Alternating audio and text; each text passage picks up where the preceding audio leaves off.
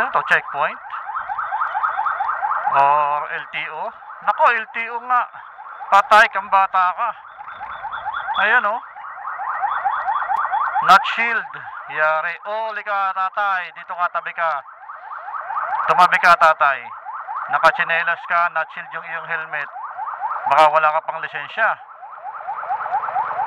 LTO. Maalat si tatay. Medyo minalas ngayong umaga.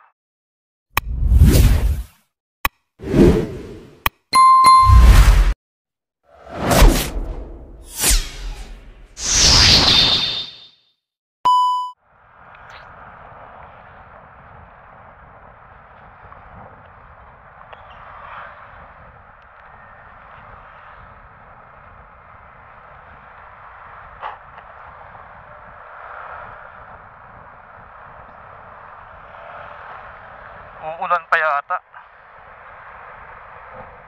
Kung kailan namang nagpa-car wash tayo, nag-motor wash, nagpa-wax, tsaka naman biglang ganitong panahon. Ayan o. Ang daming mga nakalawit na makakapal na ulap. So, good morning mga bossing. So, ang oras natin, 9:03 na. Napakabilis ng oras. Umalis ako sa bahay, 9 o'clock. 3 minuto na kagad ang lumipas. So, mga bossing, magandang umaga sa ating lahat. So, papunta ako ng trabaho. Sana hindi ako abutan ng ulan.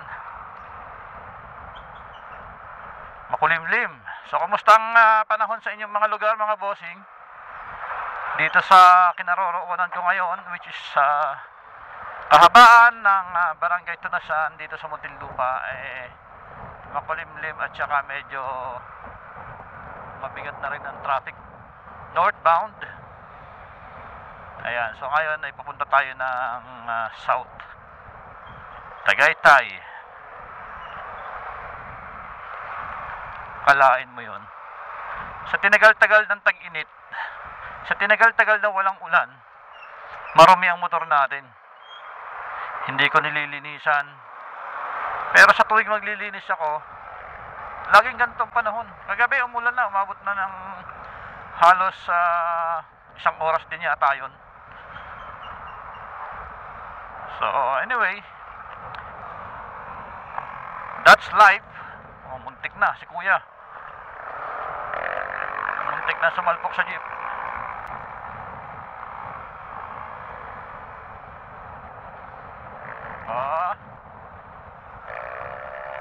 Para kang nasa sopa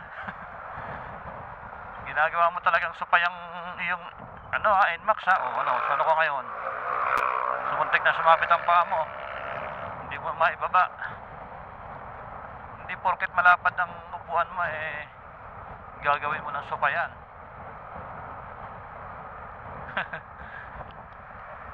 NMAX. Ay nako, andito na naman itong mga karatula na to. Nakabalandra na naman dito, wala namang nagche-check. Ayan o. Ano ngayon? Thank you, sorry for the inconvenience. Talaga namang magsusorry ka, nakahambalan ka dyan Pambihira. Sira pa yung stoplight dito. San Pedro. So ito yung boundary ng San Pedro, mga bossing. Ayan. Sa likod ko is Muntinlupa. 'Di ba? Halos isang hakbang lang ang difference. Pero pagdating sa sistema dito, mga bossing, magkakaiba. Lalong-lalo na sa pasahod. Pag humakbang ako ng isang hakbang palikod, dito is magkano na bang Manila? 645. Pero pag humakbang ako ng isa pa abante, dito ay nasa 500 lang yata. Or 400 something. 'Di ba? Yun yung sistemang bulok. Sino kaya ang nagpatupad ng provincial rate, no? Sana ubos na yung pamilya ng mga yon. Gago! Kawawa yung mga nandito sa lugar na to. Isipin mo, isang hakbang lang ang pagitan. biglang 500 lang yung rate mo sa trabaho. Then yun dito sa Muntinlupa, 645. Magkakaiba ng presyo, pero pagdating sa bilihin, same lang yung presyo. Halimbawa, Jollibee. Imposible namang mas mura ang Jollibee dito sa Laguna kumpara sa Manila, di ba? Parehas na parehas. Walang pinagkaiba. Yung pechay sa Laguna, parehas lang din ang presyo ng pechay sa Maynila. Di ba? Napakatalino talaga nung naka-invento ng provincial rate na to. Hay nako. Mahal kong Pilipinas.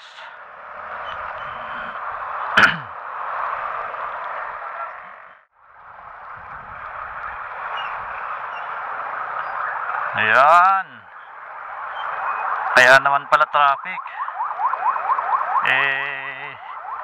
Okay na naman tong stoplight dito. Mas lalong nakakapagpa-traffic tong stoplight na to eh. Mas maganda pang wala to eh.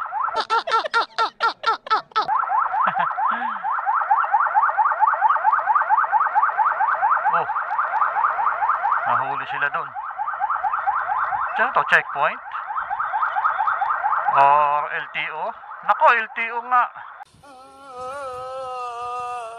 Patay kang bata ka. Ayan oh.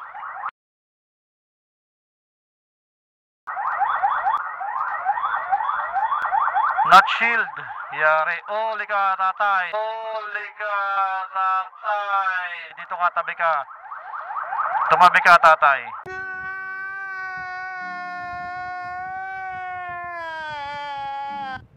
Nakachinelas ka, not shield yung iyong helmet. Baka wala ka pang lisensya. LTO. Maalat si tatay. Medyo minalas ngayong umaga.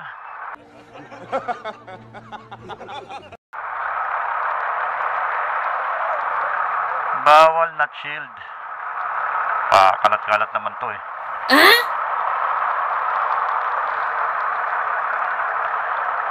Yari ang truck.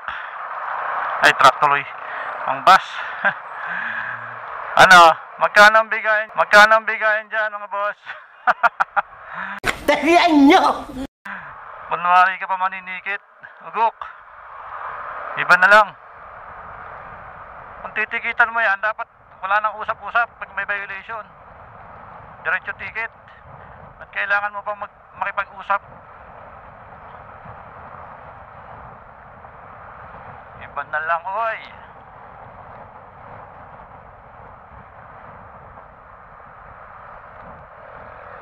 Medyo inalat yung dalawang bata.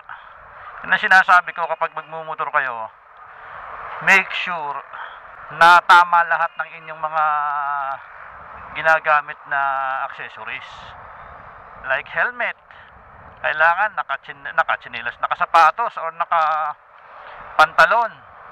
Sa mga kabataan kasi ngayon, hindi ko maintindihan kung bakit mas pinipili nilang gumamit ng mga nut shield na helmet. Yung alam niyo yun, yung parang pang baseball. 'Di ba? Ang pangit tingnan, sobrang pangit tingnan sa totoo lang. Hindi ko alam kung bakit trip na mga kabataan ngayon yung mga ganong klase ng helmet. Unang-una, hindi ka safe. Pangalawa, bawal. 'Di ba? Isipin mo na lang kung yung helmet mo ganun ang itsura. Nakachinelas at nakashort ka pa, nakasando. Tapos walang lisensya. Ang motor mo tad ng violation, naka-open muffler, walang side mirror, customized, naka-lowered. Pinaltan mo na at halos ng klase ng stock ng motor mo. Tapos pag nahuli ka, magrereklamo ka. 'Di ba, sira ulo ka na? Ang sarap-sarap gamitin ng motor na walang violation. Kahit sinong Pulso Pilato madaanan mo sa kalsada, wala kang magiging violation, wala kang magiging kaso. 'Di ba? Hindi ko maintindihan sa kabataan ngayon. Kaya dapat lang talaga paigtingin pa ng LTO yung kanilang panghuhuli. Dahil ang hirap pagka sa kalsada makalaban mo yung mga ganyang klase ng mga rider. Yung tipong balahura sa kalsada magpatakbo. na wala kang kung imbis na hindi ka maaabala, kapag may mga ganong klase ng rider, madadamay ka kahit gaano ka katino. Hindi ko naman nila lahat, pero napakarami talaga. Yun, yung buti na lang may LTO doon. Pero magagaling talaga yung ibang rider. Kapag natunugan nila na may mga ganyang checkpoint, yung iba nagtatago. Yung iba bumabalik na lang. O, di ba? Paano kung emergency yung pupuntahan mo? Kailangan mo makarating sa pupuntahan mo. So, ipagpapaliban mo dahil may violation ka. Yan ang sinasabi ko. Kaya kailangan, bago kayo sumakay ng motor, siguraduhin nyo na lahat ng inyong mga ginagamit, hindi lang helmet, pati yung inyong motor, i-check yung maigi kung walang violation. Suggestion lang naman mga boss. Kasi sa totoo lang, rinding-rindi ako sa mga naka-open muffler. Ang sakit sa tenga, hindi magandang pakinggan. Sobrang sakit. So ako doon sa mga naka-open muffler, yung mga mahihilig mag-setup ng motor. Pero hindi nakakapogi sa totoo lang. Nakakairita. Anyway, sana maging mahigpit pa ang bawat syudad sa pagpapatupad ng mga violation. Yung mga violator hinuhuli para hindi na tinutularan. At saka dapat wala nang usap. Kapag may nakita mong violation, ticket kagad. Wala nang usap-usap. Kasi may binayolate siya di ba? Kasi kung makikipag-usap ka pa, bibigyan mo pa ng explanation, para saan? Di ba? Kung talaga namang sigurado kang may violation, tinikitan mo na sana, tapos. O, di wala na sanang pagdududa yung ibang mga nakakakita. Di ba? Ayan. Tulad dito, napakarami rin dito. Ayan yung mga kalsada. Wala nang bangketa sa lugar na to. Ayan Ginawa ng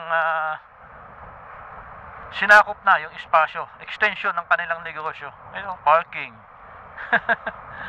Ayan saan dadaan ng tao dito? Ayan puro extension ng kanilang business. Walang bangketa. So nananawagan ako sa local government ng Binyan, Laguna. Ito, sakop nyo to. Tingnan yung maigi kung saan lalakad ng mga tao dito, lalo na yung mga estudyante. Isipin yung maigi. Or lumabas kayo sa opisina nyo. Ayan, lumabas kayo sa kwarto nyong malamig. Tingnan nyo yung lugar na to.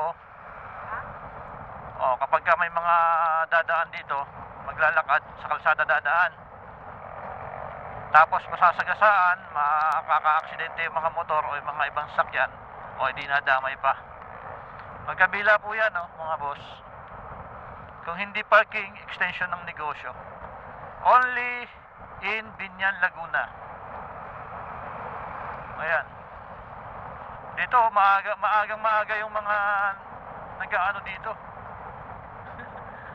Tulfo para sa Turismo Party List. Ito ang akin, Governor Sol Aragones. You're my number one.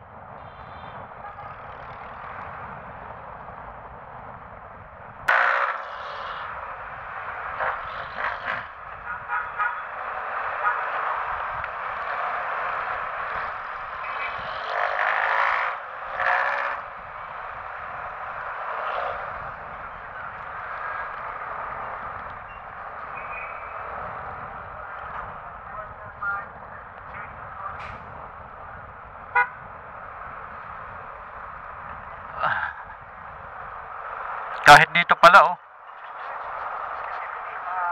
huli ka Balbon. Poso. Tama lang yan. Dapat araw-araw or wala kayong pinipiling oras sa panghuhuli. Minsan kasi naging selective yung mga nanghuhuli. Kaya ayaw na rin paniwalaan ng iba. Kailangan araw-araw or Walang pinipiling oras. Lalong walang pinipiling tao. Kailangan pag may violation, tikitan nyo kaagad, di ba? Papansin ko kasi minsan parang may mga pinapaboran sila, may mga nakakalusot, merong mga hindi natitikitan. Yan ang napakamaling sistema dito sa ating bansa. Kaya wala nang takot yung mga gumagawa ng mali sa kalsada. O katulad nito, kapag walang checkpoint dapat tinatanggal to. Nakaharang eh. Pambihira talaga itong mga to.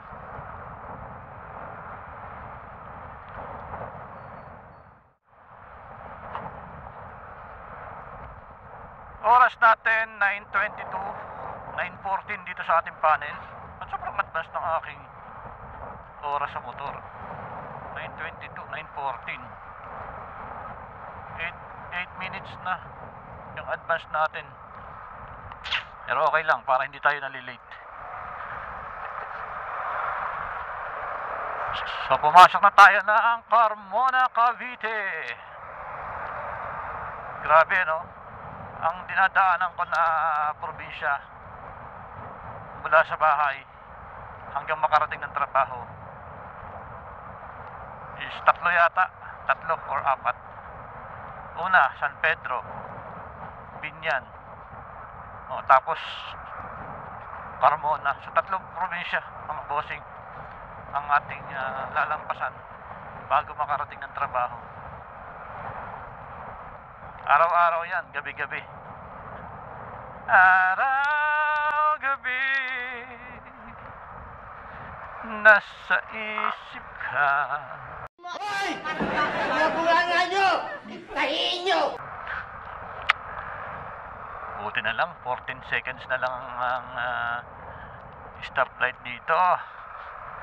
Hindi tayo mag-aantay na matagal. 2 bar na lang ang ating gasolina. Kailangan ko palang magpagas. Paseo de Carmona.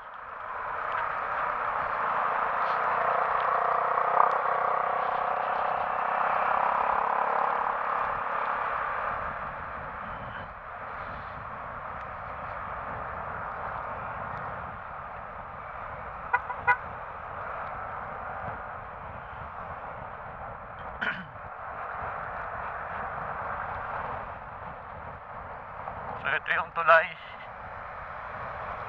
ng Carmona. Hindi ko alam kung saan yung aksidente dito nung nakaraang araw, pero grabe yun, container, maraming sasakyan yung nadamay.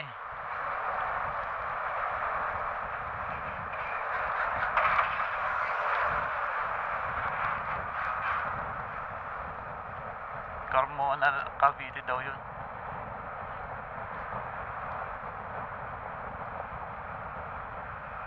Pwedeng dito sa papuntang GMA or pwede rin dito sa loob.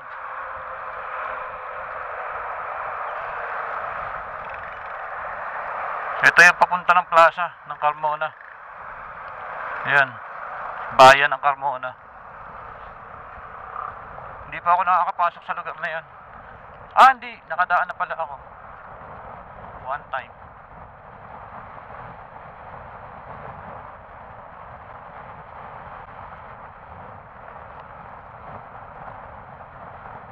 Ito yung public market.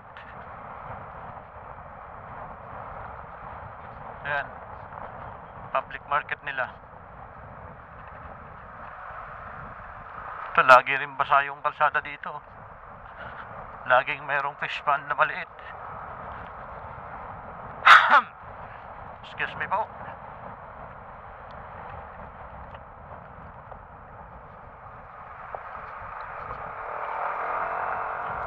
Tingnan natin kung nandito pa rin yung kalabaw. Nung nakaraan pa nandito yun hindi umaalis. Tingnan natin kung nandito pa. Oy, nandyan pa nga. Ayan Isa, 2, 3 kalabaw. Hindi pinapastol. Gunggong!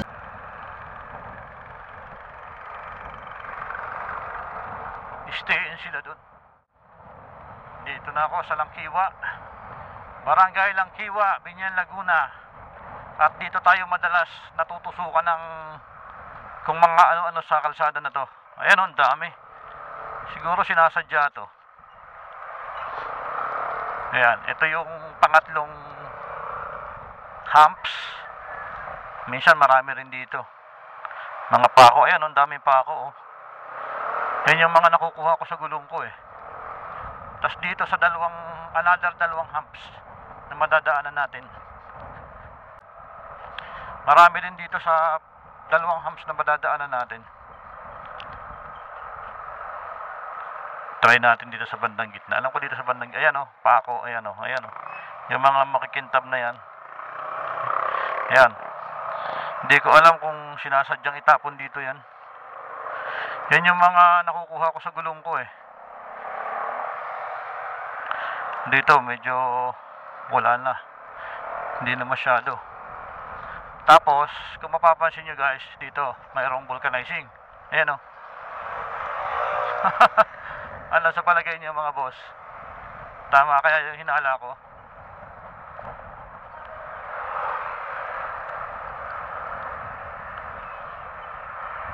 Ilang beses ako nakakuha sa gulong ko ng ganong klase ng mga metal. Alam mo yung mga pinagtabasan, yung mga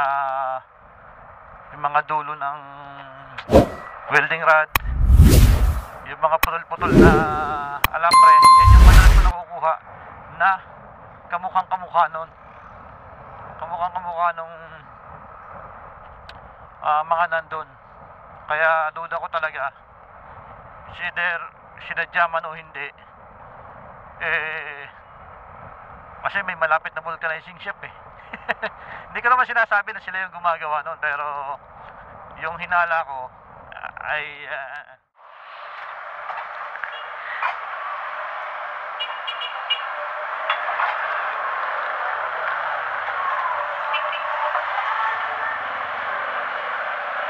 eto po, higad daw.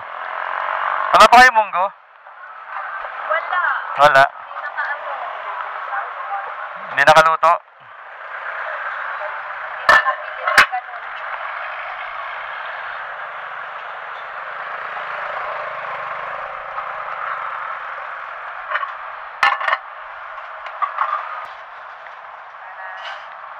Thank you.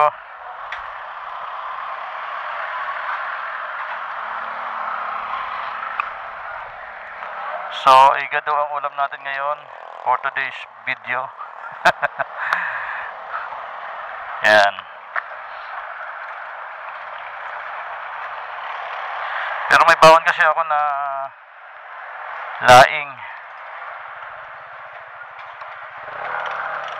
Kaya lang yung laing na baon ko is tira pa yun kagabi. Baka mamaya abutin ng pagkapanis. Kaya para sigurado bumili na rin ako ng isang ulam.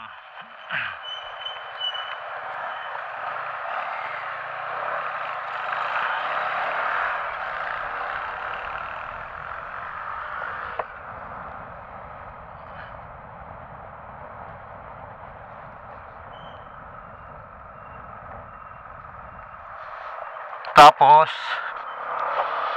dito banda sa may malapit ng lumabas ng Calax, meron naman akong binibilhan dito ng turon, banana Q, mga ganon. So yun naman yung merienda natin mamayang hapon.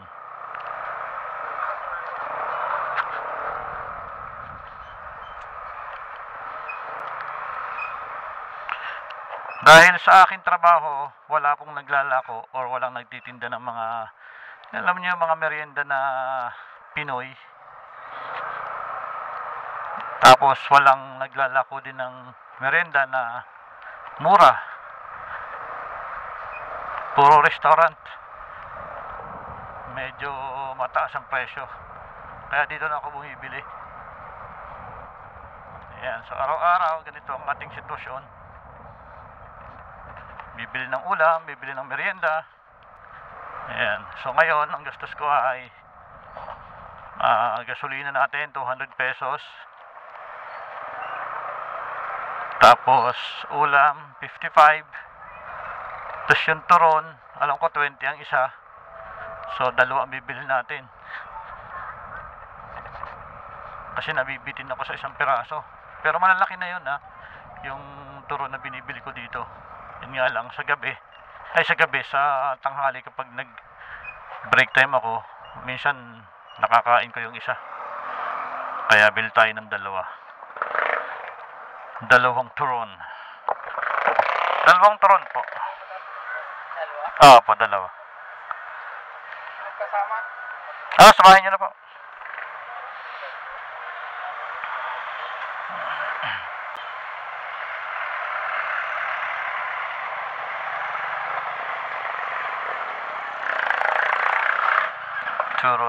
Churon. Mainit pa. Ang init pa oh. Mga bossing, mainit na mainit.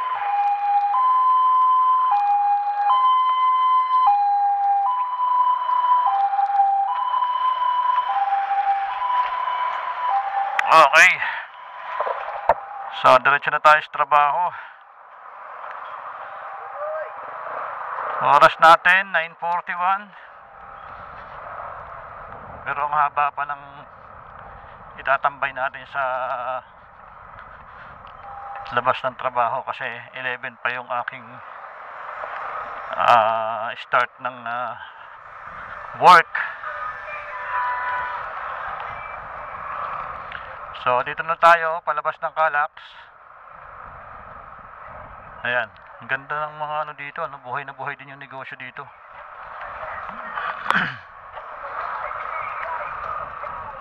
Ayan, may mga kanto. So, dito na tayo sa Calax.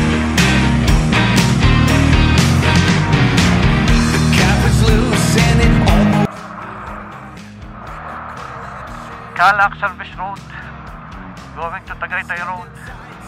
So, dire-diretso lang yan mga bossing. Ay, hindi pala, kakanan pala tayo dito sa unang overpass. Underpass pala. Yan. Kaliwa. Yan, dire-diretso na hanggang makarating tayo ng Tagaytay Road. Let's go.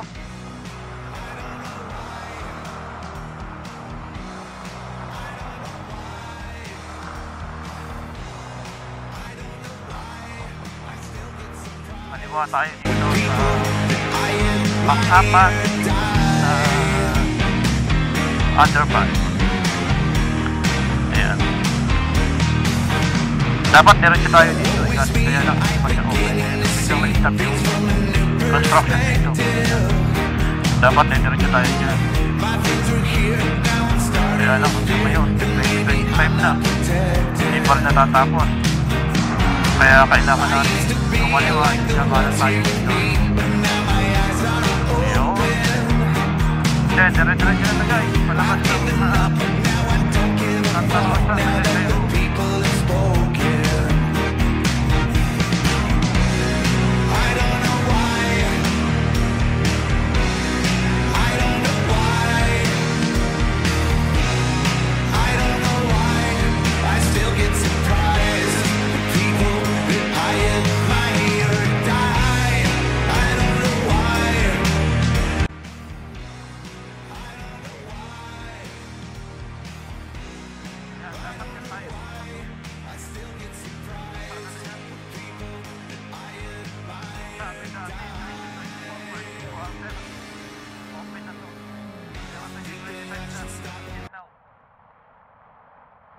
Non-operational pa rin. Walang gumagawa. Mabilis lang sana tayo lalo kung ayan, dito tayo lalabas oh. Sana, yan. Welcome to Nuvali, Santa Rosa. So yan guys, hanggang dito na lang tayo dahil maambon na. Siyempre sa mga nasa kalsada. What happened? Kala ko may nanguhuli pa rin dito. Nasiraan siguro. So yan lang guys. So tatapusin ko na itong video natin dito. Siyempre, kung bago pa lang sa channel ko, please don't forget to subscribe, like and share nyo rin po. At follow nyo rin po sa aking Facebook account, Jilcarm Official. So let's go. Maraming salamat. And paalam. See you next vlog. Bye-bye.